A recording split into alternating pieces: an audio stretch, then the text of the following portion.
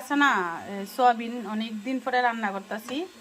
এই যে এইভাবে মাইখা সেরা আগে অনেক বছর আগে করতাম এইভাবে মাইখা, তো আজকে আবার হঠাৎ করে মনে হয়েছে আমি কই না এইভাবে করি, একবারে সব কিছু দিয়ে সেরা মাইখা। আর এমনি তো সোয়াবিন দিয়ে করতাম যে মানে আগে সব ভাজ্যের যে পেঁয়াজ আলু টালু সরি মানে আলু আর সোয়াবিনটা আগে ভাজ্যা সেরা তারপর করতাম, কিন্তু আজকে এইভাবে মাইখা সেরা করুন।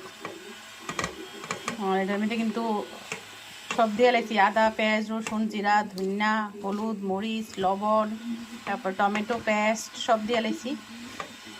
এই যে তেলও দিছি, সরষের তেলও দিছি। বাস এইবার করার দিমু আলুটি কিন্তু আগে একটু ফাঁপ দিয়ে লাইছি অল্প একটু। এই যে দেখো সেন্টটা তো দারুণ বেরিয়েছে, মানে বাকিটা হইলে ফ্রে করতে পারবো, কারণ অনেক বছর পরে আবার এরকমভাবে মাইখা বয়েছি। টেস্টটা টেস্ট বলে সেন্টটা খুব দারুণ বেরিয়েছে।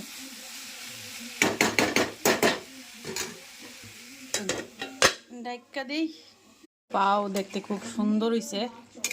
এই দেখো আমার সয়াবিনের তরকারি রেডি হয়ে গেছে। একটু একটু মিট মশলা দিয়ে দিন, গরম মশলা দিছি না, মিট মশলাটা দিয়ে দিন।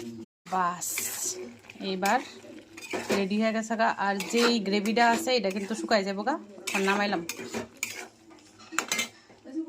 এই যে রেডি হয়ে গেছে আমার সয়াবিনের তরকারি, আর খুব সুন্দর হয়েছে, যেমন মনে হয় মানে এমনি মাইখা করলেই মনে বেশি টেস্টি হইব। দারুণ হয়েছে।